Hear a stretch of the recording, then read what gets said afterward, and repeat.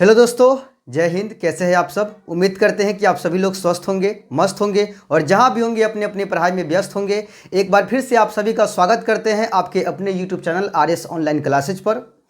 दोस्तों, subjective question के episode में ये दूसरा वीडियो है जो कि आपके लिए हम लेकर आए हैं। पिछले वीडियो में हम लोग बात किए थे टॉप 10 सब्जेक्टिव क्वेश्चन जो कि 2 नंबर का था। ठीक है, आप लोगों ने उस वीडियो को नहीं देखा है तो जाकर देख लीजिएगा, आपको इस चैनल पर मिल जाएगा। ठीक है, प्लेलिस्ट बना हुआ है, वहाँ पर जाकर आप चेक कीजिएगा तो वहाँ आपको मिल जाएगा ये वीडियो। ठीक है, ये दूसरा वीडियो है। इस वीडियो के अंदर हम लोग बात करने वाले हैं सब्जेक्टिव क्वेश्चन का ही। उसमें केवल 10 क्वेश्चन हम सॉल्व कर पाए थे, लेकिन उससे आगे का क्वेश्चन जो है वो सारा क्वेश्चन इस वीडियो में हम सॉल्व करने वाले हैं। मज़ा आने वाला है आपको वीडियो, इतना तो हम जो है गारंटी के साथ आपको बोल सकते हैं। ठीक है, इस वीडियो के अंदर हम वैसे क्वेश्चन को लिए हैं जो कि आपके एग्जाम 2025 के लिए सीधा डायरेक्ट बनता है। ठीक है, देखिए इस वीडियो के अंदर हम करवाने वाले हैं मैथ का, जो कि आपके क्लास 10th का जो एग्जाम होने वाला 2025 में, उसी का जो है सब्जेक्टिव का इलाज कर रहे हैं। ठीक है, जो कि सब्जेक्टिव आपके माथा पर का जो टेंशन बना हुआ है उसी का इलाज चल रहा है अभी। ठीक है, इसमें जो क्वेश्चन है वो आपके एग्जाम के लिए मोस्ट इंपोर्टेंट क्वेश्चन है। ठीक है, लघुत्तरीय क्वेश्चन यानी कि 2 नंबर वाला क्वेश्चन है, जो कि आपके एग्जाम में टोटल 30 पूछे जाते हैं, जिनमें से आपको जो है 15 ठो ट्राई करना पड़ता है यानी बनाना पड़ता है। ठीक है, तो उसी का जो है हम सोल्यूशन करवा रहे हैं आप लोगों को। ठीक है, 100% एग्जाम में आने की जो है गारंटी है हमारी। ठीक है, मतलब वीडियो देखिए और वीडियो देखने के बाद आपको मालूम चल जाएगा कि क्वेश्चन जो है एग्जाम में आएंगे कि नहीं आएंगे। ठीक है, क्योंकि उन सभी क्वेश्चन को हम रखे हैं जो कि एग्जाम में ज़्यादातर रिपीट कर चुका है। ठीक है, वही क्वेश्चन सबको हम लिए हैं। ठीक है, देखिए उससे पहले आपको क्या करना है, वीडियो को लाइक कर दीजिएगा। ठीक है, लाइक कर दीजिए, अगर आप अभी देख रहे हैं तो लाइक कीजिए। ठीक है, वीडियो को दोस्तों में ज़्यादा से ज़्यादा शेयर कीजिए ताकि उनका भी प्रॉब्लम सॉल्व हो सके। उसके बाद चैनल पर अभी तक नए हैं, सब्सक्राइब नहीं किए हैं, आ गए हैं तो इसको सब्सक्राइब करके भी जाइएगा। ठीक है, वीडियो को लाइक करिएगा जरूर। ठीक है, और क्वेश्चन आपका जो है आपको जो है समझ में कितना आ रहा है ये कमेंट करके बताइएगा। वीडियो में कितना मज़ा आ रहा है ये भी कमेंट करके आप बताइएगा। ठीक है, और आगे आप किस टॉपिक पर यानी कि किस तरह का वीडियो देखने जाते हैं, 5 नंबरी वाला देखने जाते हैं यानी 5 नंबर वाला, या फिर ऑब्जेक्टिव का वीडियो आपको चाहिए, ये भी हमें कमेंट करके आप जरूर बताइएगा। ठीक है, क्योंकि आप लोग के ही डिमांड पर जो है वीडियो हम लोग बनाते हैं, तो आप लोग का कमेंट जिस प्रकार का आएगा उसी प्रकार का वीडियो जो है हम आगे बनाने वाले हैं। ठीक है, वीडियो को लाइक करना ना भूलिएगा। ठीक है, और शेयर करना। ठीक है, चलिए तो आज का हम लेते हैं पहला क्वेश्चन कि आज की क्लास का ये पहला क्वेश्चन क्या है। देखिए आज का पहला क्वेश्चन है कि द्विघात बहुपद x² - 2x - 8 के शून्यकों को ज्ञात कीजिए। ये एक द्विघात बहुपद दिया हुआ है x² - 2x - 8। देखिए ये क्वेश्चन आपके एग्जाम में आएगा ही आएगा, ये तो आप लिख लीजिएगा, मतलब कहीं पर लिख लीजिए कि ये क्वेश्चन आपके एग्जाम के लिए MVVI है। ठीक है, MVVI है यानी ये हर साल क्वेश्चन पूछता है शून्यक निकालने वाला। ठीक है, अब ये नहीं हम कह रहे हैं आपको कि यही सवाल पूछेगा x² - 2x - 8, मतलब डिजिट नहीं टकराएगा आपके एग्जाम में। ठीक है, हो सकता है कि डिजिट भी आ जाए, लेकिन बहुत कम चांस है कि डिजिट यानी अंक तक जो है आपके एग्जाम में टकराए। ठीक है, क्योंकि ये क्वेश्चन आपके 2 बार जो है रिपीट किया है बिहार बोर्ड ने, और इस टॉपिक का सवाल हर साल पूछा जाता है, दोनों शिफ्ट में पूछा जाता है। ठीक है, लेकिन आपके एग्जाम में जो है पूछेगा लेकिन संख्या चेंज करके पूछेगा। ठीक है, अब देखिए शून्यक यहाँ पर पूछा है कि आप क्या करें, इस द्विघात बहुपद का शून्यक निकालिए।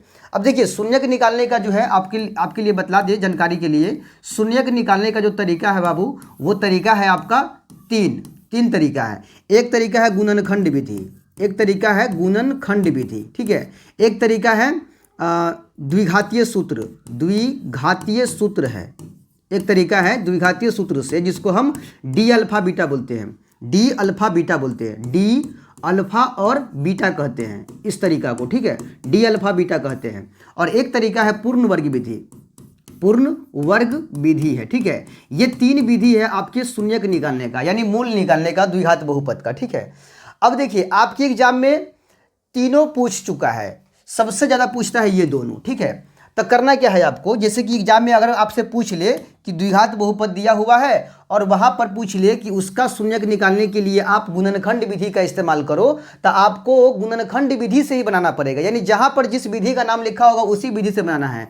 अगर लिखा हो द्विघातीय सूत्र की सहायता से बनाइए तो द्विघातीय सूत्र के ही सहायता से आपको ट्राई करना है, और यदि लिखा हो पूर्ण वर्ग विधि से बनाइए तो पूर्ण वर्ग विधि से ही बनाना है। ठीक है, अब यहाँ पर तो कोई विधि का नाम लिखा नहीं है, सीधे लिखा है द्विघात बहुपद x² - 2x - 8 के शून्यकों को ज्ञात कीजिए। तो यहाँ पर किसी भी मेथड का इस्तेमाल नहीं करेंगे, मतलब करेंगे जो हमें आसान लगेगा, मतलब एग्जामिनर के हिसाब से नहीं, अपने हिसाब से हम बनाएंगे, जो हमें आसान लगेगा उसी मेथड का इस्तेमाल करके हम इसका शून्यक निकालेंगे। बात समझ में आ गया? तो आपको हम इस सवाल का शून्यक निकालने का तरीका सिखा रहे हैं गुणनखंड विधि से, क्योंकि द्विघातीय सूत्र और गुणनखंड में जहाँ तक लगता है हमें कि ये गुणनखंड विधि बच्चों के लिए काफ़ी ज़्यादा फायदेमंद होता है। ठीक है, तो चलिए गुणनखंड विधि से इसका हम सॉल्यूशन करते हैं, सॉल्व करते हैं इस सवाल को हम। ठीक है, चलिए सबसे पहले बहुपद क्या है वो लिख लेते हैं। बहुपद हमारा है x square minus 2x minus 8। ठीक है, अब ये द्विघातीय बहुपद है, इसका निकालना है शून्यक।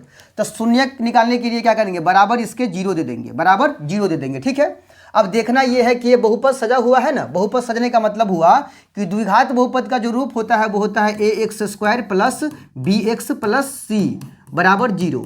बराबर 0 नहीं होगा इसमें, ठीक है, सीधे हम दे देंगे ax² plus bx plus c। ये है द्विघातीय बहुपद का व्यापक रूप, यानी इस रूप में हमारा बहुपद होना चाहिए। अगर नहीं है तो आप उसको सजा कर लाइए। ठीक है, यह बहुपद हमारा उसी रूप में है, यानी सबसे ज्यादा पावर वाला पद पहले होना चाहिए, उसके बाद उससे कम पावर वाला पद होना चाहिए, सबसे लास्ट में अचर पद होना चाहिए। ठीक है, तो हमारा यहाँ पर सजा हुआ बहुपद है। उसके बाद क्या करना है, गुणनखंड विधि में शुरू वाला पद जैसे है वैसे ही लिखेंगे, और अंतिम का जो -8 है इसके चिन्ह के साथ जैसे है वैसे लिखेंगे, बराबर 0 देना है, वैसे ही रहने देंगे। ठीक है, अब करना क्या है, शुरू वाले पद से अंतिम वाले पद में गुना कर लेना है। -8 में x² से गुना करेंगे तो कितना होगा, -8x² होगा, -8x²।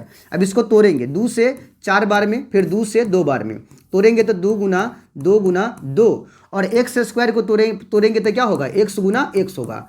अब इसमें से 2 ऐसा ग्रुप तैयार करना है जिनको जोड़ने पर या घटाने पर इसके बीच वाला पद जो लिखा है ना माइनस में 2x इतना आना चाहिए। 2 पद बनाइए, माने 2 ऐसे ग्रुप बनाइए इसमें से जिसको जोड़ने पर या फिर घटाने पर बीच वाला माइनस में 2x आ जाना चाहिए। ठीक है, चलिए हम बनाते हैं यहाँ पे 2 दूना 4। ठीक है, 4 और गुना कर लेंगे x में, तो कितना होगा, 2 दूना 4, 4x हो जाएगा।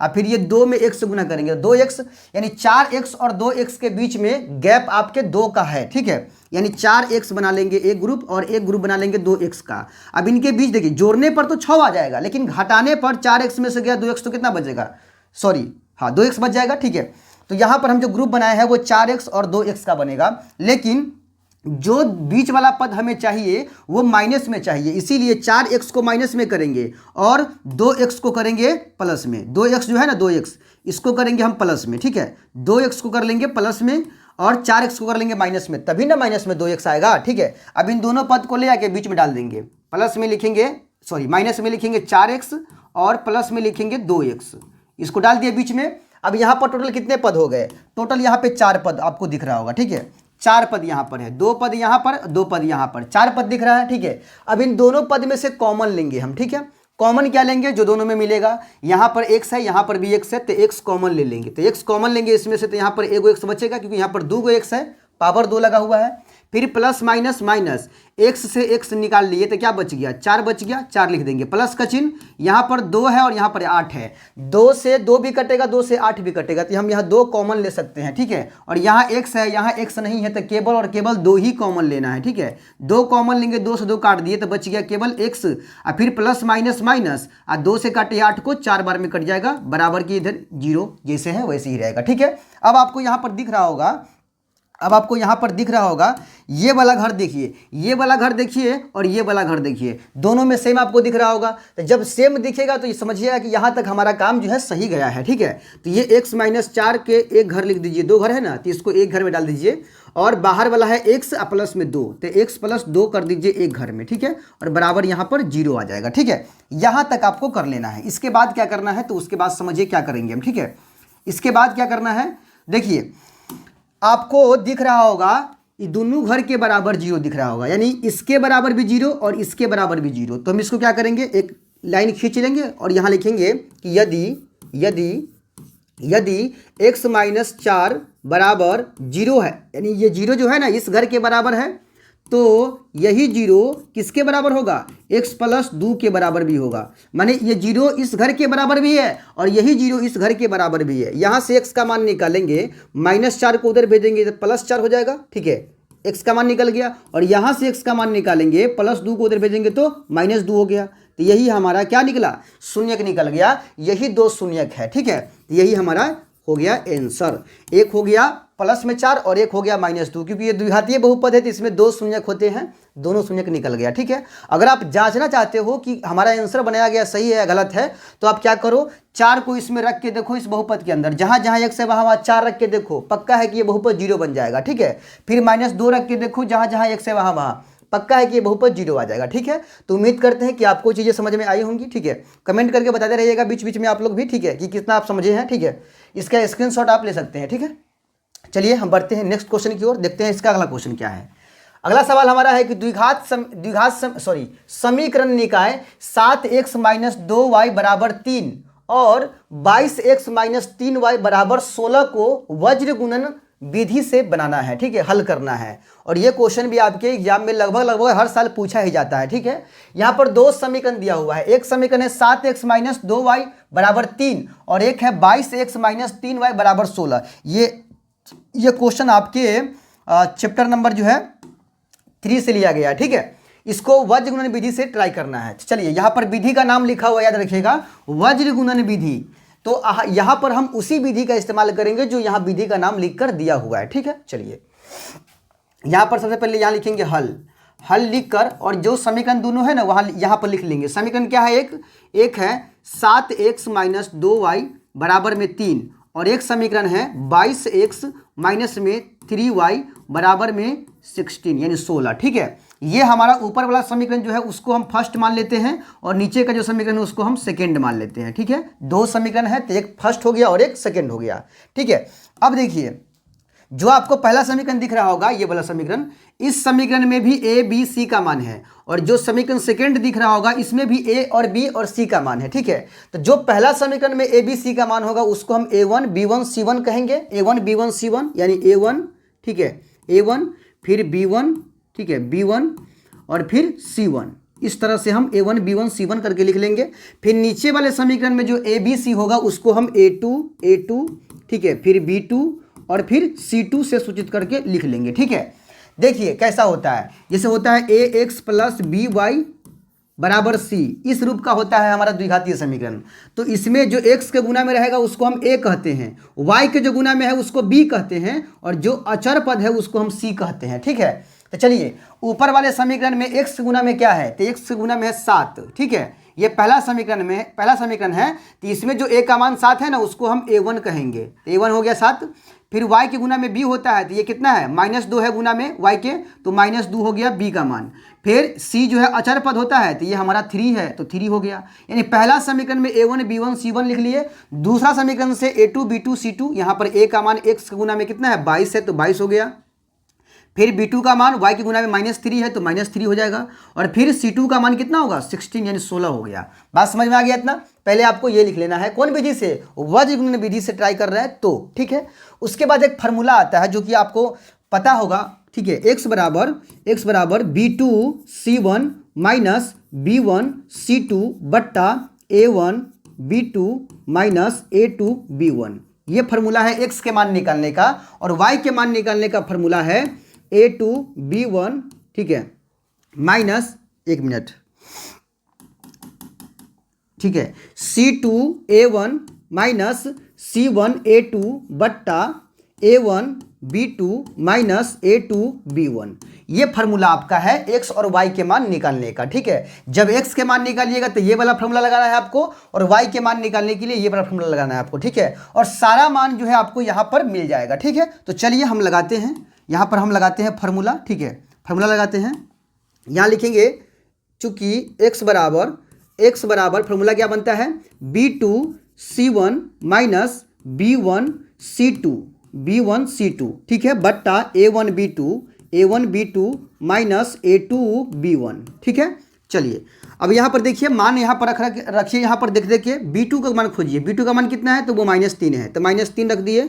अब यहाँ गुना है तो गुना, यहाँ b2 और c1 के बीच में गुना होगा। c1 का मान कितना है, तो वो 3 है, तो यहाँ 3 रख दिए। उसके बाद माइनस b1 का मान कितना है, तो b1 का मान -2 है, तो यहाँ पर डबल माइनस आ रहा है, तो इसलिए इस माइनस को ब्रैकेट में। ठीक है, और फिर गुना c2 का मान 16 है। ठीक है, अब नीचे में देखिए, नीचे में क्या है, a1 है पहले, तो a1 का मान तो 7 है, तो 7 रखेंगे, गुना b2 है, तो b2 का मान तो माइनस में 3 है, तो माइनस में 3 कर दिए। ठीक है, उसके बाद माइनस है तो माइनस A2 है तो A2 का मान है 22, तो यहाँ 22 लिख दिए, फिर गुना B1, तो B1 का मान है माइनस में 2 है। ठीक है, इस तरह से आराम आराम से देख देख के मान आप रख लीजिएगा। ठीक है, जब मान रख लीजिएगा तब गुना करना पड़ेगा आपको। गुना कैसे करिएगा, देखिए इस दोनों में गुना करिए, तो -3 में +3 से गुना होगा तो कितना होगा, माइनस में होगा 3 तिया ही 9, उसके बाद फिर माइनस माइनस कितना हो जाएगा प्लस, माइनस माइनस प्लस, और 16 में 2 से गुना करें तो कितना होगा 32, यानी प्लस में कितना होगा यहाँ पे 32 हो जाएगा 32।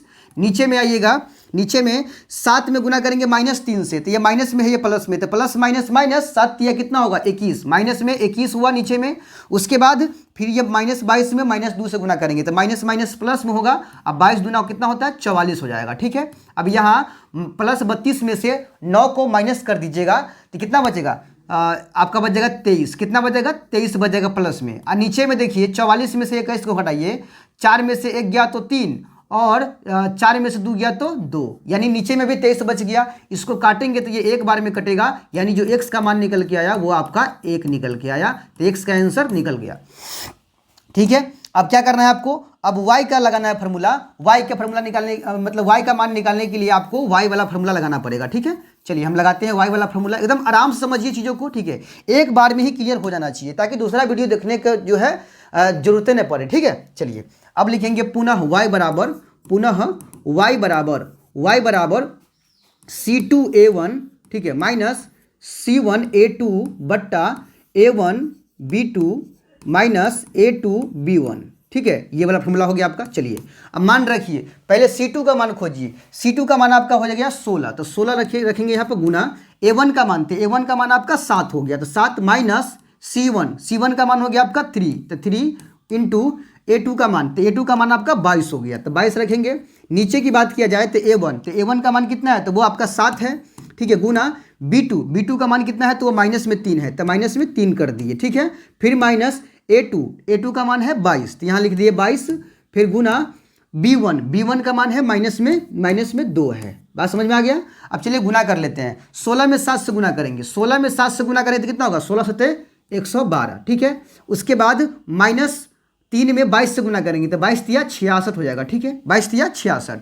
नीचे में गुना करेंगे दोनों में, ये माइनस में ये प्लस में, 7 तिया कितना होगा माइनस में 21 होगा। ठीक है, उसके बाद माइनस माइनस प्लस हो जाएगा, उसके बाद 22 में 2 से गुना करेंगे तो कितना होगा 44 हो जाएगा, 44। ठीक है, अब देखिए 112 में से 66 कम कर देंगे, 12 में से 6 गया तो 6, और ये बच गया 10 में से 6 गया तो 4। ठीक है, नीचे में 44 में से 21 गया तो कितना बचेगा 23 बचेगा। अब यहाँ घटाएंगे मतलब काटेंगे इसको हम, 2 बार में कट जाएगा, यानी y का मान कितना निकल के आया 2 निकल के आया। तो हम कह सकते हैं, हम यहाँ पे लिख सकते हैं, ठीक है, यहाँ पे हम लिख सकते हैं कि अतः x बराबर कितना आया 1 आया, और y बराबर कितना आया तो वो 2 आया, तो यही है हमारे x और y का मान। ठीक है, तो इस तरह से हम वज्र गुणन विधि से जो है समीकरण को हल करेंगे। इसमें कुछ नहीं है बाबू, आपको A1 B1 C1 A2 B2 C2 सारा जो है समीकरण से मिल जाएगा। फार्मूला x y का याद रखिएगा, क्योंकि फार्मूला ही मेन है। इसमें फार्मूला लगा के और मान रख के गुना भाग कर लीजिएगा, आपका आंसर जो है क्लियर हो ही जाएगा। ठीक है, तो चलिए बढ़ते हैं अगले सवाल की ओर, देखते हैं इसका सवाल अगला क्या है। सवाल है कि यदि किसी संख्या और उसके व्युत्क्रम का योग 10/3 है तो संख्या ज्ञात कीजिए। मतलब कोई संख्या है और उस संख्या के व्युत्क्रम का योग, माने संख्या को उल्टा देंगे ना तो उसको बोलेंगे व्युत्क्रम। ठीक है, जैसे मान के चलिए 10 कोई संख्या है, तो इसका उल्टा क्या होगा 1/10। 10 का उल्टा क्या होता है 1/10। ठीक है, जैसे मान लीजिए 2/3 कोई संख्या है, तो इसका उल्टा क्या होगा 3/2 हो जाएगा। माने नीचे का ऊपर कर देना है, ऊपर का नीचे कर देना है। तो भाई 10 के नीचे कुछ नहीं है तो 1 है ना, उल्टाइएगा तो 1 ऊपर जाएगा 10 नीचे आएगा। तो इस तरह से कोई संख्या है, मतलब एक संख्या है, उस संख्या और उसके उल्टाने पर बनी संख्या दोनों का योगफल 10/3 है। तो संख्या हमें पता लगाना है कि वो कौन सी संख्या है। ठीक है, चलिए सबसे पहले यहाँ लिखेंगे हल लिखने के बाद संख्या हमें मालूम नहीं है तो हम क्या करेंगे, यहाँ लिखेंगे पहले माना कि, ठीक है, माना कि संख्या बराबर x। मान लेते हैं कि वो संख्या कौन है, तो वो x संख्या है। ठीक है, तो अगर x वो संख्या है तो संख्या का व्युत्क्रम क्या होगा, संख्या का व्युत्क्रम,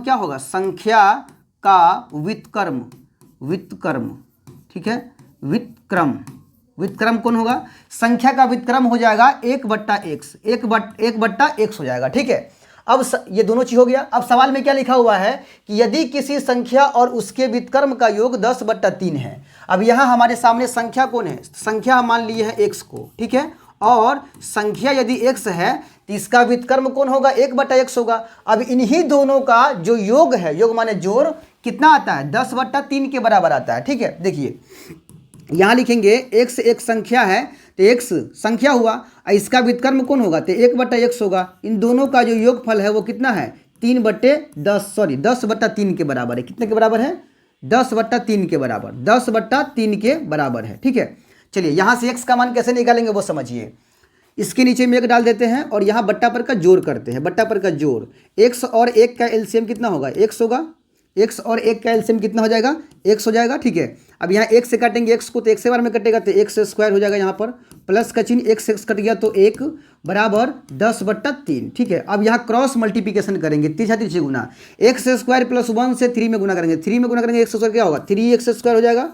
उसके बाद 3 में गुना करेंगे, 1 से 3 का 3 बराबर 10 में गुना करेंगे 1 से तो कितना होगा, 10x हो जाएगा। ठीक है, अब देखिएगा जरा यहाँ पे क्या करेंगे, 3x² को जिना है वैसे ही रहने देंगे, 10x को इधर लाते हैं तो ये प्लस में 10x इधर आएगा तो माइनस में आपका हो जाएगा 10x, माइनस में 10x, और फिर प्लस में 3 जिना है वैसे ही रहने देंगे, बराबर में कुछ नहीं बचेगा, उस पार तो 0 बच गया। ये हमें प्राप्त हो गया एक द्विघात समीकरण। अब इसका गुणनखंड करके हम क्या करेंगे, x का मान निकालेंगे, यानी शून्यक निकालेंगे। ठीक है, चलिए अब वही करने वाले हैं हम, यहाँ से x का मान निकालें, पहले गुणनखंड कर लेते हैं इसका, हम गुणनखंड करके x का मान निकाल लेते हैं। ठीक है, x का मान निकल गया, वही हो गया संख्या, क्योंकि संख्या तो निकालना है हमको, है ना, संख्या को हम क्या माने हुए हैं, x माने हुए हैं। चलिए गुणनखंड करते हैं। सवाल क्या है, 3x² मतलब क्या आया है समीकरण, 3x²। ठीक है, माइनस में 10x है और प्लस में 3 है, बराबर में 0 है। ठीक है, चलिए शुरू वाला पद क्या है इसका, 3x², लास्ट वाला पद प्लस में 3 है और बराबर में 0 है। गुणनखंड करिएगा, दोनों में गुना करिए। ठीक है, तो 9x² हो जाएगा, तोड़ने पर क्या होगा, 3 से लगाइएगा 3 बार में, यानी 3 गुना x गुना x आएगा। ठीक है, अब बीच में कितना हमको चाहिए, माइनस में 10x चाहिए। चलिए 3 तिया हो जाएगा आपका 9 और एगो x लगा दीजिए, साथ में एगो x बच गया उसको अलग कर दीजिए। ठीक है, 3 तिया 9 और 9x हुआ और एगो x हो गया, तो कितना हुआ, 10x ना हो गया, बिल्कुल 10x हो गया। तो लगा दीजिए, देखिए 10x हमको चाहिए माइनस में, तो 9x को भी रखिए माइनस में और एगो x जो है उसको भी रखिए माइनस में, तो माइनस में 9x और माइनस में एगो x। ठीक है, अब यहाँ पर कितना पद हुआ टोटल, तो यहाँ पर टोटल आपको दिख रहा होगा 4 पद। ठीक है, शुरू के 2 पद में से अलग कॉमन लेना है, लास्ट के 2 पद में से अलग कॉमन लेना है। यहाँ पर 3 से भी कटेगा ये, और ये मतलब 3 से ये भी कटेगा, 3 से ये भी कटेगा, तो 3 कॉमन ले सकते हैं। x यहाँ पर भी है, x यहाँ पर भी है, तो x भी कॉमन ले सकते हैं। तो यहाँ पर कॉमन क्या लेंगे, 3 लेंगे कॉमन और x लेंगे कॉमन, 3 से 3 कट गया, x² में से x ले लिया कॉमन तो x बचेगा, प्लस माइनस माइनस, 3 से काटेंगे 9 को 3 बार में कटेगा। ठीक है, और फिर माइनस, यहाँ पर दोनों में से कॉमन क्या लेंगे, तो यहाँ दोनों में तो कुछ मिल ही नहीं रहा है, तो क्या करेंगे, 1 लेंगे कॉमन, जब कुछ नहीं मिलेगा तो सीधा 1 लेंगे कॉमन, 1 ले लिए कॉमन, 1 से काटेंगे x को तो 1 से होगा, और फिर माइनस प्लस माइनस, 1 से काटेंगे 3 को 3 होगा, बराबर में 0। देखिए ये वाला घर और ये वाला घर दोनों बराबर है कि ना, है ना, हम बोले थे ना कि यहाँ जब बराबर दिखेगा तो समझिए कि यहाँ तक हमारा काम सही जा रहा है। ठीक है, अब इन दोनों घर के बदला x - 3 एक घर लिखेंगे। अब बाहर में क्या है, बाहर में यहाँ 3x है तो 3x माइनस में 1, ये वाला -1 बराबर 0। ठीक है, चलिए अब देखिएगा जरा, अब ये जो 0 है ना, ये 0 है, ये दोनों घर के बराबर है ना, तो यहाँ लिखेंगे यदि x - 3 बराबर 0 है तो ये 3x - 1 बराबर भी क्या होगा, 0 होगा, है ना, 3x - 1 बराबर भी क्या हो जाएगा, 0 हो जाएगा। तो इस तरह से हम दोनों के बराबर 0 लिख दिए। ठीक है, अब क्या करें हम, तो अब देखिए यहाँ से x का मान निकालिएगा तो क्या होगा, x बराबर -3 उधर गया तो प्लस में 3 हो जाएगा, और यहाँ से x का मान निकालिएगा तो केवल देखिए पहले मेरा बारी से भेजिए, मतलब 3x को इधर रखिए, पहले 1 को भेजिएगा तो प्लस में 1 जाएगा, अब 3 को भेजेंगे तो ये 3 जो है x के साथ गुना में है, इधर आ गया तो भागा में आ गया 3। ठीक है, तो इस तरह से यहाँ पर x का मान निकल गया, एगो 3 और एगो निकल गया 1/3। ठीक है, अब देखिए x का 2 मान निकला। ठीक है, तो या तो आप 3 मानिए x का मान, या फिर 1/3। ठीक है, अगर x का मान 3 मानते हैं तो 1/3 नहीं मानना पड़ेगा, अगर 1/3 मानते हैं तो 3 नहीं मानना पड़ेगा। ठीक है, तो इस तरह से 2 मान हमारा निकल गया। तो हम यहाँ लिखेंगे अतः संख्या बराबर संख्या बराबर, संख्या हमारा क्या था, x माने हुए थे ना, तो संख्या जो माने थे x, तो यहाँ पर x का मान 2 निकला है, एगो 3 निकला है, तो यहाँ पर 3 भी लिखिए या फिर 1/3 लिखिए, ठीक है। यानी 3 हमारा संख्या होगा, नहीं तो 1/3 हमारा संख्या होगा, ठीक है। जे देखिए अगर हमारा 3 संख्या है, 3 संख्या है तो उसका व्युत्क्रम कौन होगा, तो इसका व्युत्क्रम होगा 1/3। यदि 1/3 हमारा संख्या है तो इसका व्युत्क्रम कौन होगा, उल्टा 1/3 का उल्टा कौन होता है, 3 होता है। अब इन दोनों को जोड़ने पर कितना आएगा बताइए, 3 3 9 1 10, 10/3 ना आएगा, 10/3 आएगा। यहाँ पर भी जोड़िएगा दोनों को तो क्या आएगा, 10/3 आएगा, ठीक है। तो इससे फर्क नहीं पड़ता है, दोनों को हम मान सकते हैं 3 या फिर 1/3, ठीक है। देख लीजिए ये है आपका प्रोसेस, ये सवाल 2020 में आपके पूछे हुआ है। तो उम्मीद करते हैं कि आपको ये क्वेश्चन समझ में आया होगा, ठीक है। समझ में कितना आ रहा है आप लोग कमेंट करके जरूर बताइएगा, ठीक है। कमेंट नहीं कीजिएगा तो हम लोग जान नहीं पाएंगे कि आप लोग जो है कितना समझ पा रहे हैं हमारे क्वेश्चन को, यानी हमारे तरीके को कितना जो है आप लोग जज कर पा रहे हैं, ठीक है। चलिए आगे देखिए क्या सवाल, अगला सवाल है, समांतर श्रेणी 3 8 13 18 डॉट डॉट डॉट का कौन सा पद 78 है। ये क्वेश्चन देख लीजिए आपको कितना बार रिपीट किया गया है, इससे ही अंदाजा लगा लीजिए कि सवाल इस साल के लिए जो है कितना इंपॉर्टेंट, कितना खास बन जाता है, ठीक है। सवाल है कि एक एपी है समांतर श्रेणी 3 8 13 18, इसी प्रकार से बढ़ते जा रहा है, ठीक है। तब बढ़ते जाएगा तो आगे चल के एक पद इसका आएगा 78 भी आएगा आगे चल के, लेकिन वो क्या नंबर पर आएगा वही हमसे पूछ रहा है, ठीक है। चलिए तो यहाँ सबसे पहले लिखेंगे हल लिखेंगे, और यहाँ पर इस एपी में जो ये वाला पहला पद आपको दिख रहा है ना, इसको बोलते हैं प्रथम पद, इसको हम ए बोलते हैं। ए कितना हो गया, 3 हो गया, ठीक है। और डी निकालने के लिए एक फॉर्मूला आता है A2 - A1। अब A2 का मतलब हुआ दूसरा पद, इसका दूसरा पद क्या है तो 8 है, तो 8 - A1 का मतलब हुआ पहला पद 3। अब 8 में से 3 घटेगा तो कितना बचेगा 5, यानी इनके बीच के डिफरेंस को हम क्या बोलते हैं, कॉमन डिफरेंस को डी बोलते हैं, सारवंतर बोलते हैं, ठीक है।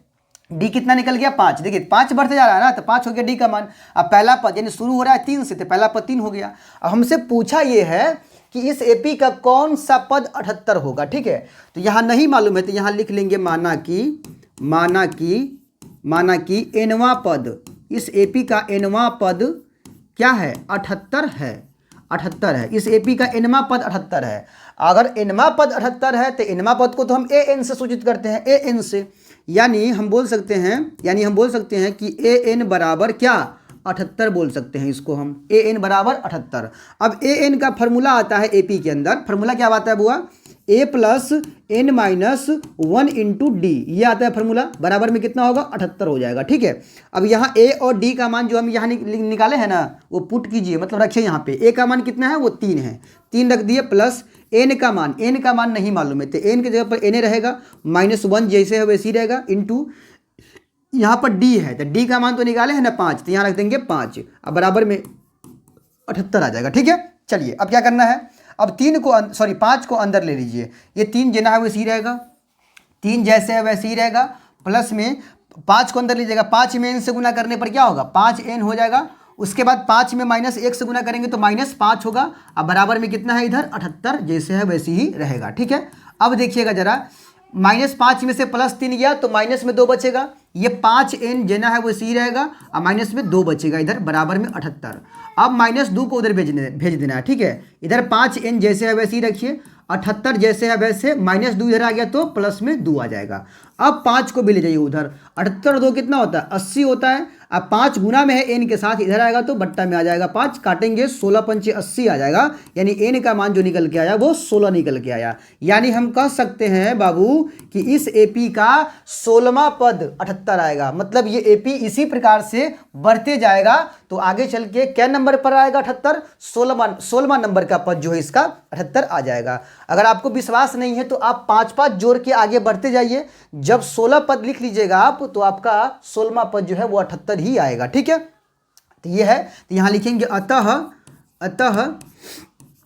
इस एपी का 16वां पद क्या है 78 है, ठीक है। इस प्रकार से यहां लिख लिए, ठीक है। तो उम्मीद करते हैं कि आपको ये क्वेश्चन बड़े अच्छा समझ में आया होगा, ठीक है। चलिए बढ़ते हैं अगले सवाल की ओर, देखते हैं इसका सवाल नंबर। अगला सवाल है के किस मान के लिए बिंदु ए 8,1, k, -4 तथा 2, -5 संरेखी बिंदु है, ठीक है। ये बिंदु संरेखी है के किस मान के लिए, ठीक है। ये क्वेश्चन बड़ा VVI सवाल है, ठीक है। ये क्वेश्चन बराबर पूछता है एग्जाम में, दोनों में से किसी न किसी सीटिंग में तो हर साल रहबे करता है, ठीक है। तो ये क्वेश्चन भी आपके लिए बहुत ही खास है, ठीक है। MVBI हम कह सकते हैं इस क्वेश्चन को, ठीक है। MVBI जो है लगा सकते हैं इस क्वेश्चन में, ठीक है। के का मान निकालना है जिसके लिए तीनों बिंदु क्या है, संरेखी है। तो आपको पता होना चाहिए कि जब भी 3 या 3 से अधिक बिंदु एक सीधी रेखा पे हो तो उसको हम संरेखी बिंदु कहते हैं। और संरेखी बिंदु में त्रिभुज का क्षेत्रफल कितना बनता है, 0 बनता है, मतलब कुछ नहीं बनता है, ठीक है। तो यहाँ पर ये तीनों बिंदु क्या है, संरेखी है। इसका मतलब इस तीनों बिंदु से बनेगा त्रिभुज, उसका क्षेत्रफल क्या आएगा, 0 आएगा, ठीक है। हम बोल सकते हैं ये बात। चलिए अब यहाँ पर एक बिंदु ये है, एक बिंदु ये है, एक बिंदु ये है, 3 बिंदु है और तीनों बिंदु पर xy का मान है। तो पहला बिंदु पर जो xy है उसको हम x1 y1 कह देते हैं। दूसरा बिंदु पर जो xy है उसको x2 y2 मान लेते हैं और तीसरा बिंदु पर जो xy है उसको x3 y3 मान लेते हैं, ठीक है। चलिए तो यहाँ लिख लीजिए x1 y1 x1, ठीक है, फिर यहाँ पर y1, ठीक है, उसके बाद x2 y2 और इसी प्रकार से x3 और y3, ठीक है, यहाँ पर लिख लेंगे हम। चलिए पहला बिंदु पर जो है ये x हुआ और ये y हुआ, ठीक है। तो यहाँ 1 1 यानी x1 का मान हो गया हमारा 8 और y1 का मान कितना हो गया, 1 हो गया। फिर ये xy, तो x1 का मान कितना हो गया, सॉरी ये 2 हो गया, x2 का मान कितना हो गया, k हो गया और y2 का मान कितना हो गया, -4। फिर x3 y3, ठीक है, तो ये हो गया 2 और ये हो गया -5, ठीक है। चलिए इतना चीज़ लिखने के बाद आपको लिखना है वही पॉइंट जो सवाल में आपको हम पहले बताए हैं। क्या बताया है पहले कि जब भी बिंदु संरेखी हो तो उसमें त्रिभुज का क्षेत्रफल क्या आता है, 0 आता है। तो यहाँ लिखेंगे ये भी बिंदु क्या है, तीनों संरेखी है। तो यहाँ लिखेंगे कि स्टार देके लिखेंगे कि जब बिंदु संरेखी हो, जब बिंदु संरेखी हो, बिंदु संरेखी हो, संरेखी हो तब क्या होता है, तब त्रिभुज का क्षेत्रफल, त्रिभुज का जो क्षेत्रफल होता है ना, क्षेत्रफल वो किसके बराबर होता है, तो वो 0 के बराबर होता है। जब बिंदु संरेखी हो तो त्रिभुज का क्षेत्रफल 0 होता है। और 7वां लेसन में त्रिभुज के क्षेत्रफल निकालने का एक फार्मूला आता है बाबू, याद रखिएगा आप लोग। फार्मूला आता है 1/2, ये बहुत इंपॉर्टेंट फार्मूला है, ठीक है। इस पर सवाल बनेगा ही बनेगा। Into x1 into y2 minus y3, ठीक है, plus x2 into y3 minus y1 अब प्लस में x3 into y1 minus y2, ठीक है। ये वाला आता है फार्मूला, ठीक है, क्षेत्रफल सूत्र इसको हम बोल सकते हैं, क्षेत्रफल सूत्र, ठीक है।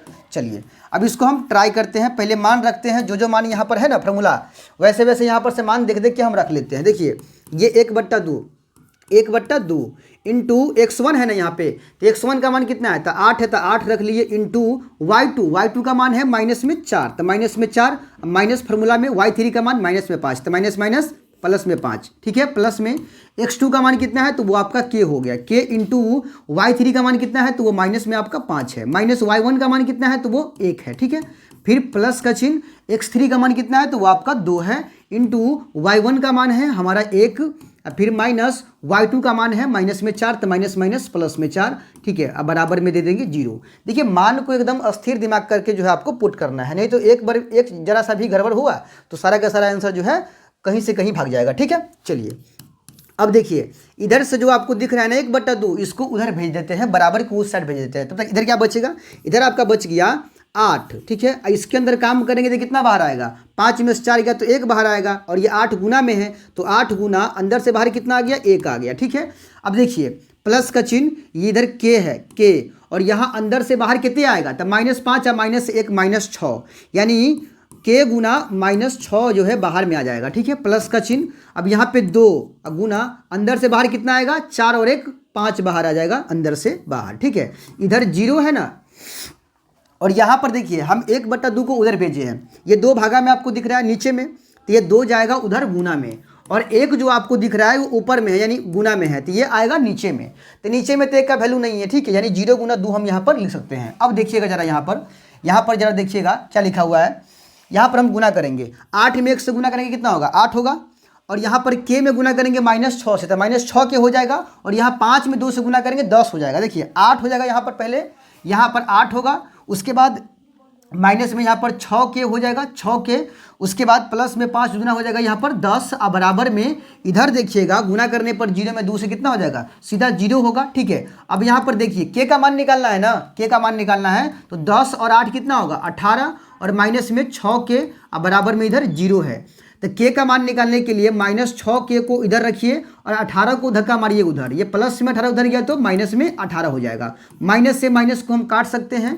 के का मान निकालने के लिए 6 को भी भेज दीजिए उधर, तो 6 गुना में है के साथ, इधर लटक जाएगा, 6 तिया 18, यानी के का जो मान निकल के आएगा वो आपका 3 निकल के आ जाएगा। ठीक है, ये 3 निकल के आ गया के का मान। तो यही हमारा क्या है, इस सवाल का आंसर है। ठीक है, कुछ नहीं है, केवल फॉर्मूला आपको याद रखना है और बारी बारी से मान पुट करके गुना भाग करके आप आंसर निकाल सकते हैं। ठीक है, तो उम्मीद करते हैं कि ये क्वेश्चन आपको समझ में आया होगा। बढ़ते हैं अगले सवाल की ओर, देखते हैं कि हमारा अगला सवाल क्या है। ठीक है, चलिए, सवाल है कि निम्न का मान ज्ञात कीजिए, इसका मान निकालना है। ये भी क्वेश्चन बहुत ही इंपॉर्टेंट है और इस तरह के सवाल आपके एग्जाम में बराबर पूछे जाते हैं। ठीक है, चलिए इसको हम ट्राई करते हैं। सबसे पहले यहाँ लिख लेंगे हल। ठीक है, हल लिखने के बाद सवाल में लिखा है 5 cos square 60 degree plus 4 sec square 30 degree minus में 2 tan स्क्वायर 45 डिग्री, सॉरी 3 है यहाँ पर, 3 tan स्क्वायर 45 डिग्री, नीचे में साइन स्क्वायर 30 डिग्री प्लस में कॉस स्क्वायर 30 डिग्री।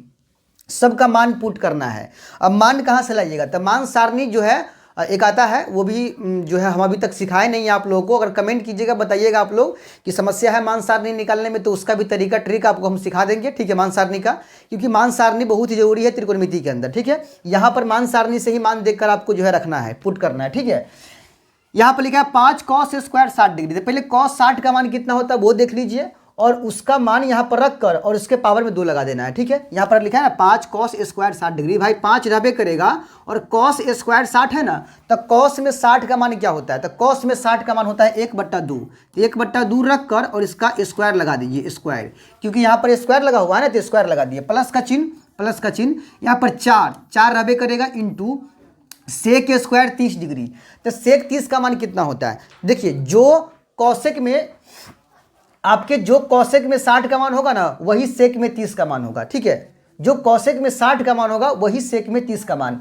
तो कौशिक में 60 का मान कितना होता है, तो कौशिक में 60 डिग्री का जो मान होगा, जो साइन में 60 डिग्री का मान होगा ना, जो साइन में 60 का मान होगा उसी का उल्टा होगा कौशिक में 60 डिग्री का मान। ठीक है, तो साइन में 60 का मान √3/2 होता है, तो इसका उल्टा कीजिएगा तो 2/√3 हो जाएगा, किस में, कौशिक 60 का मान। ठीक है, अब जो है कौशिक 60 का मान जो भी आएगा वही होता है सेक 30 डिग्री का मान। ठीक है, कितना होगा, 2/√3 होगा, 2/√3। ठीक है, समझ में आ गया बात। चलिए यहाँ लिखेंगे 2/√3 लिख के और इसका स्क्वायर दे देना है, फिर माइनस 3 tan स्क्वायर 45, tan 45 का मान आता है 1। ठीक है, तो यहाँ पर 1 रख कर और इसका पावर 2 लगा देना है। नीचे की बात किया जाए तो नीचे में क्या है, sine square 30 degree plus cos square 30 degree. आपको हम बतला दें कि यहाँ पर थीटा का मान कितना है, देखिए 30 डिग्री, और यहाँ पर थीटा का मान कितना है 30 डिग्री।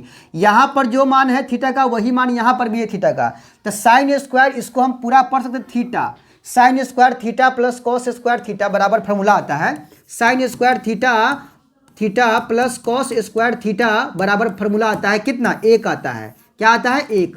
तो नीचे में कुछ भी नहीं रखिए, मान उन नहीं रखिए, इससे बेहतर है सीधा सीधा यहाँ पर 1 लगा सकते हैं। मान रख कर अगर गुना भाग कीजिएगा तब भी 1 ही आने वाला है। ठीक है, चलिए अब आगे समझिए, यहाँ 5 है, गुना 1 का स्क्वायर करने पर 1 आएगा, 2 का स्क्वायर करने पर 4 आएगा, फिर प्लस 4 गुना 2 का वर्ग करने पर 4 आएगा और √3 का वर्ग करने पर सीधा 3 आएगा, माइनस 3 गुना 1 का स्क्वायर करने पर 1 आएगा। ठीक है, नीचे की बात किया जाए तो नीचे में तो 1 है, चलिए नीचे वाले को खत्म कीजिए क्योंकि नीचे में 1 है और 1 का तो नीचे में वैल्यू नहीं है। ठीक है, चलिए अब समझिए, अब हम क्या करेंगे, गुना भाग करिए ऊपर से, यहाँ पर देखिए कटने वाला है क्या, नहीं कटने वाला है, तो 5 इकाई 5/4 हो गया। ठीक है, उसके बाद प्लस 4 चौके 16 बट्टा हो गया आपका 3, अब माइनस में 3 एकम 3 हो गया। इसके नीचे में क्या करना है, 1 डाल के अब बट्टा पर का जोड़ घटाव कीजिए, 4, 3 और 1 का एलसीएम लेने पर कितना आएगा, 12 आ जाएगा। ठीक है, तो यहाँ पर हम क्या करेंगे, 12 लिखेंगे एलसीएम इसका। ठीक है, नीचे वाले का लघुत्तम ले रहे हैं ना हम, तो यहाँ लिखेंगे 12, क्योंकि 12 एलसीएम आ रहा है इसका नीचे वाले का, तो यहाँ लिखेंगे एलसीएम 12। ठीक है, चलिए एक बट्टा खींचेंगे यहाँ पे और नीचे लिखेंगे 12। अब यहाँ पर 4 से काटेंगे, 12 को 3 बार में कटेगा तो 3 से गुना करेंगे 5 में, तो 5 तिया 15 हो जाएगा। ठीक है, उसके बाद प्लस का चिन्ह है तो प्लस का चिन्ह, 3 से काटेंगे, 12 को 4 बार में कटेगा, 4 से गुना करेंगे 16 में, 16 कितना होगा 64 हो जाएगा। उसके बाद माइनस का चिन्ह, 1 से काटेंगे, 12 को 12 बार में कटेगा तो 12 में 3 से गुना करेंगे, 12 तिया कितना हो जाएगा 36 हो जाएगा।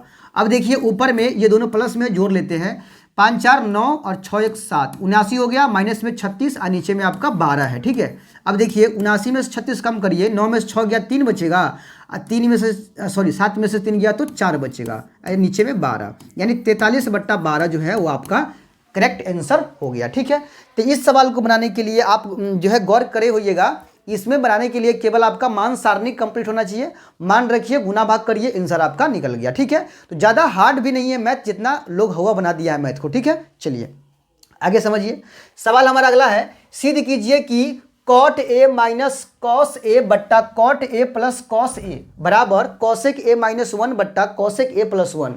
ये क्वेश्चन भी बहुत ही इंपॉर्टेंट है, बहुत खास क्वेश्चन है, इसीलिए आपको हम समझा रहे हैं अभी हम। ठीक है, ये सिद्ध करने वाला सवाल है। सिद्ध करने वाले सवाल के लिए आपको पता होना चाहिए कि एक होता है, एक साइड का होता है बराबर की जो एक तरफ होता है उसको LHS बोलते हैं, यानी बाईं साइड वाला को LHS बोलते हैं, और दाहिने तरफ वाला को बोलते हैं RHS। ठीक है, तो ये हमारा LHS है और ये हमारा RHS है। अब इन दोनों में से किसी एक साइड को आपको पकड़ लेना है और तब तक बनाते जाना है जब तक कि इसके दूसरे साइड वाला ना आ जाए। ठीक है, तो यहाँ ये LHS है, ये RHS है। तो हम क्या करेंगे इस सवाल को बनाने के लिए, देखिए ये हमारे ऊपर डिपेंड करता है कि हम किसको लेकर बनाएं, क्योंकि जो सुविधा लगेगा ना उसी हिसाब से हम ट्राई करने वाले हैं। तो यहाँ जो सुविधा पड़ेगा वो इसको, इस पक्ष को पकड़ के और तब तक बनाना है जब तक कि ये वाला पक्ष ना आ जाए। ठीक है, तो हम यहाँ पर हल लिख के और यहाँ पे लिख लेते हैं LHS, और ये LHS क्या है, LHS हमारा है cot A minus cos A. ठीक है, नीचे में है कॉट ए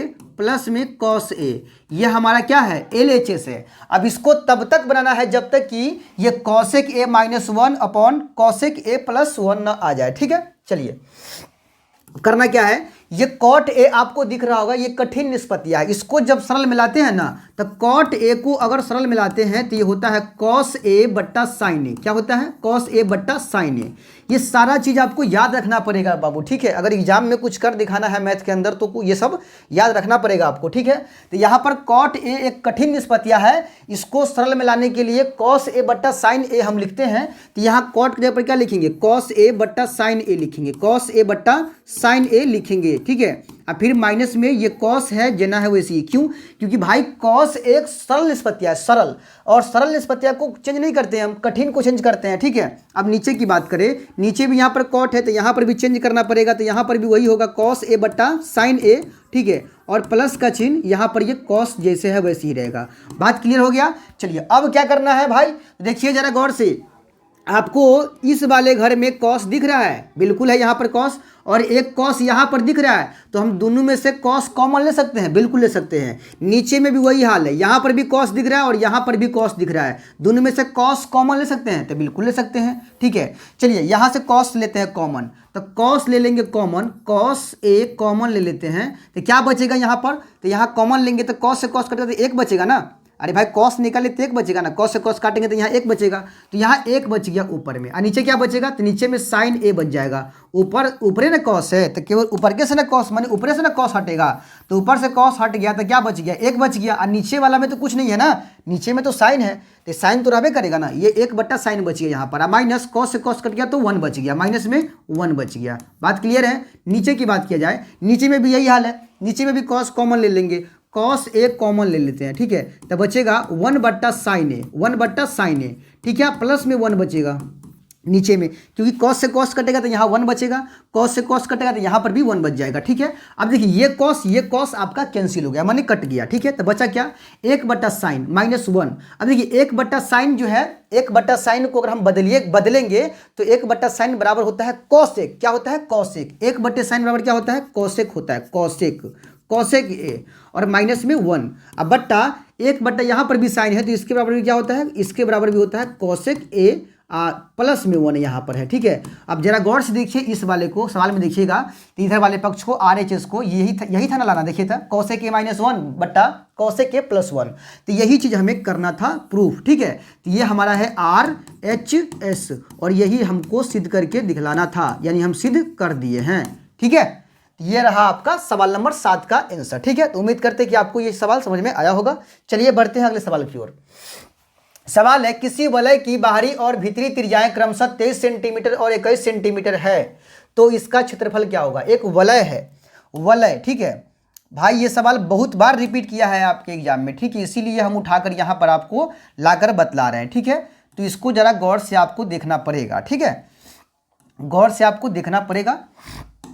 चलिए यहाँ पर समझिए, एक वलय है, वलय, ये हमारा क्या है, वलय है। वलय, वलय का मतलब होता है कि जब एक ही केंद्र से दो या दो से अधिक वृत्त खींचे जाते हैं ना, तो उनके परिधियों के बीच का जो क्षेत्र बनता है उसी को वलय बोलते हैं। माने जैसे कि एक वृत्त है ये, ठीक है, ये इसका केंद्र है, और एक और वृत्त खींच दिए इसी केंद्र को, माने इसी को केंद्र मानकर एक और वृत्त खींच लिए, तो ये हुआ इस छोटे वाले वृत्त का परिधि और ये हुआ बड़े वाले वृत्त का परिधि। तो इनके बीच का जो क्षेत्र बन रहा है ना, ये वाला क्षेत्र, इसी क्षेत्र को हम बोलते हैं वलय। क्या बोलते हैं इसको, वलय बोलते हैं, वलय, वलय बोलते हैं, ठीक है। और इस वाले में ना दो गो तिर्जा होता है, एक होता है आपका होता है अंदर वाले छोटका वृत्त का तिर्जा, और एक होता है बड़का वृत्त का तिर्जा। छोटका वृत्त की तिर्जा को छोटका आर कहेंगे और बड़का वृत्त की तिर्जा को बड़का आर कहेंगे, ठीक है। और फिर इस वाले ये जो वलय, वलय हमारा यही ना है, तो इसका क्षेत्रफल अगर निकालना हो, इसका क्षेत्रफल वलय का, तो वलय का क्षेत्रफल निकालने के लिए याद रखिएगा फॉर्मूला, पाई इंटू बड़का आर स्क्वायर माइनस छोटका आर स्क्वायर। ये वाला फॉर्मूला आपको याद रखना है, पाई इंटू बड़का आर स्क्वायर माइनस छोटका आर स्क्वायर, वलय का क्षेत्रफल। ये कैसे आया है ये भी हम समझा सकते हैं, लेकिन वीडियो लंबा बन जाएगा, इसीलिए छोड़िए। ये कैसे आया है बस आपको याद रखना है, क्योंकि 15 दिन बचा हुआ है एग्जाम का, ठीक है। 15-17 दिन में क्या कीजिएगा आप, ठीक है, रटना तो पड़ेगा कोई कोई चीज़, है ना। चलिए सवाल क्या है कि किसी वलय की बाहरी और भीतरी त्रिज्याएं, बाहरी का मतलब हुआ कि बाहर वाला परिधि तक छुएगा ना, माने बड़का वृत्त के परिधि को छुएगा तो वो बाहरी त्रिज्या होगा, और छोटका वाला का मतलब हुआ, भीतरी का मतलब हुआ कि छोटका यानी अंदर वाले वृत्त की परिधि को छुएगा ना, उसको हम भीतरी त्रिज्या बोलेंगे। तो एक 23 है और एक 21 है। 23 जो दिख रहा है वो आपको बड़ा है वो, ठीक है, ये बड़का वृत्त का त्रिज्या हुआ, तो बड़का वृत्त का त्रिज्या हुआ। चलिए बड़का वृत्त का त्रिज्या ये हमारा बड़का आर कहलाएगा, ये कितना है, ये 23 सेंटीमीटर है, ठीक है। और छोटका यानी भीतरी त्रिज्या 21 सेंटीमीटर है, तो ये छोटका आर कहलाएगा 21 सेंटीमीटर, ठीक है।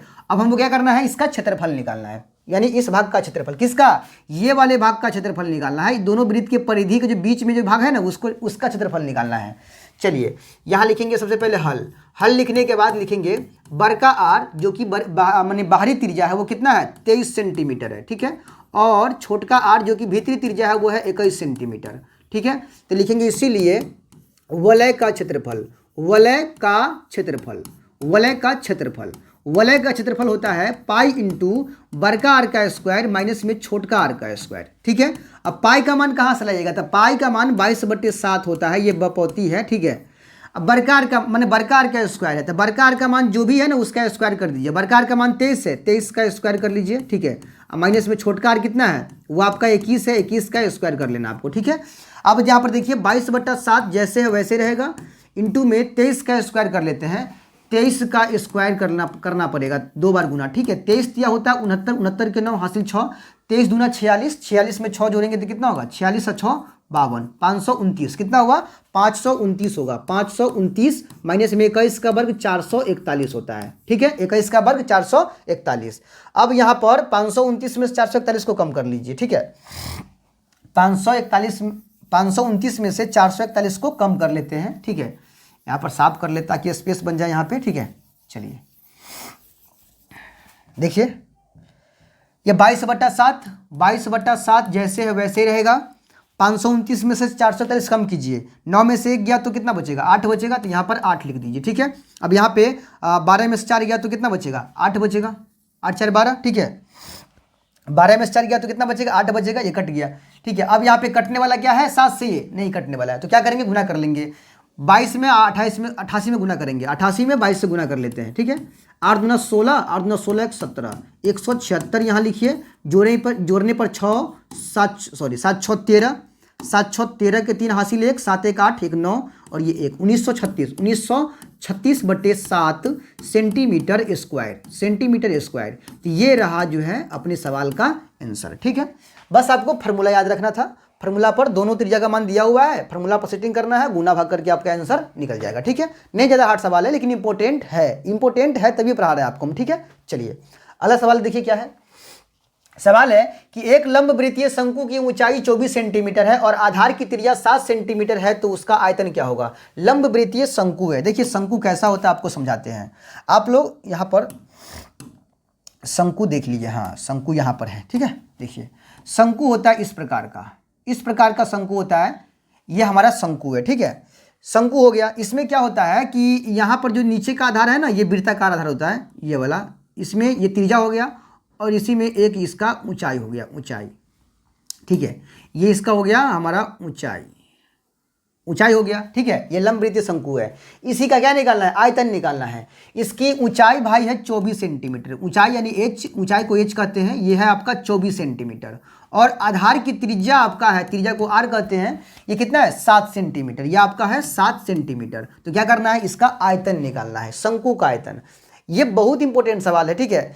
शंकु का आयतन और इजी भी है, क्योंकि शंकु का आयतन केवल निकालना है। और शंकु का आयतन का फॉर्मूला होता है 1/3 पाई आर स्क्वायर एच, ठीक है, ये वाला फॉर्मूला होता है। अब इसी फॉर्मूला पर सेटिंग करना है। देखिए आर चाहिए हमको और एच का मान चाहिए, दोनों मान तो दिया ही है, तो कुछ निकालना तो है नहीं, केवल फॉर्मूला पर सेटिंग करना है। यहाँ लिखेंगे हल, हल लिखने के बाद यहाँ लिखेंगे एच बराबर, एच कितना है तो 24 सेंटीमीटर, और आर बराबर, आर का मान कितना है तो वो आपका 7 सेंटीमीटर है, ठीक है। तो यहाँ लिखेंगे इसीलिए शंकु का आयतन, शंकु का आयतन, शंकु का आयतन, शंकु का आयतन जो होता है वो होता है आपका 1/3 पाई आर स्क्वायर एच, ठीक है। अब देखिए 1/3 गुना पाई का मान हो जाएगा 22/7 गुना आर का स्क्वायर, तो आर का मान 7 है, तो 7 का स्क्वायर का मतलब हुआ 2 बार गुना में, तो 7 गुना 7 लिख दिए। इंटू में एच, एच का मान कितना है तो एच का मान आपका 24 है, तो यहाँ लिखेंगे 24। देखिए 3 से काटेंगे 24 को तो 8 बार में कटेगा, 7 से अपना 7 कट गया, ठीक है। अब गुना कर लीजिए, 8 7 हो गया 56, 56 में 22 से गुना कर लीजिए, 56 में 22 से गुना करना पड़ेगा, ठीक है। 6 दूना 12, 5 दूना 10 11, 6 दूना 12 अब 5 दूना 10 11, ठीक है। 2 2 1 3 2 और 1 1232 कितना हो गया, 1232 हो गया सेंटीमीटर क्यूब। आयतन होता है हमेशा क्यू में, माने पावर 3 देना पड़ेगा आपको, ठीक है। जो भी माप आएगा ना उसके पावर में 3 देना पड़ेगा। तो ये रहा अपना आंसर, ठीक है। बहुत ही इजी सवाल पूछता है एग्जाम में, ठीक है। खोज के बनाइएगा तो आपको आसान आसान क्वेश्चन भी मिल जाएगा, ठीक है। चलिए अगला सवाल देखिए क्या है। सवाल अगला है कि निम्नलिखित बंटन का माध्य ज्ञात कीजिए। ये माध्य निकालना है, और माध्य हर साल क्वेश्चन आता है 2 नंबर में, ठीक है। 2 नंबर में नहीं तो 5 नंबर में भी आता है, 5 नंबर 2 नंबर, 5 नंबर 2 नंबर, ठीक है। तो आपके लिए ये क्वेश्चन भी बहुत खास है, ठीक है। चलिए इसको हम ट्राई करते हैं। यहाँ लिखेंगे सबसे पहले हल, ठीक है। देखिए यहाँ पे वर्ग अंतराल दिया हुआ है 0 से 10, 10 से 20, 20 से 30, 30 से 40, 40 से 50, और यहाँ बारंबारता दिया हुआ है 7 8 16 9 10, ठीक है। अब इसी का निकालना है माध्य। माध्य निकालने के लिए सबसे पहले क्या करेंगे हम, इसको ये जो दिया है डाटा, इस डाटा को हम यहाँ पे सजा लेंगे, यहाँ पे सजा लेते हैं, ठीक है। यहाँ पे एक साइड लिखेंगे वर्ग अंतराल, वर्ग अंतराल लिखेंगे एक साइड, ठीक है, वर्ग अंतराल, ठीक है। और एगो में लिखेंगे बारंबारता, बारंबारता लिखेंगे, ठीक है, बारंबारता, ठीक है। ये वर्ग अंतराल हमारा है 0 से 10, 0 से 10, फिर 10 से 20, फिर 20 से 30, 30 से 40, 40 से 50, ठीक है। ये हमारा है वर्ग अंतराल। और बारंबारता का मान है 7 8 16 9 और आखिरी है 10, ठीक है। ये 2 कॉलम सवाल के अंदर दिया हुआ था, ठीक है। अभी 2 कॉलम हम बनाएंगे अपने से। एक कॉलम होगा वर्ग चिन्ह का, एक कॉलम होगा वर्ग चिन्ह जिसको हम x कहते हैं, ठीक है, जिसको हम x कहते हैं। अब ये वर्ग चिन्ह निकलता कैसे है, तो वर्ग चिन्ह निकालने के लिए याद रखिएगा, ये आपका जो वर्ग अंतराल है ना, वर्ग अंतराल, तो वर्ग अंतराल में जो इस साइड का दिख रहा है 0 10 20 30 40, इस सब को बोलते हैं निम्न सीमा। क्या बोलते हैं इसको, निम्न सीमा।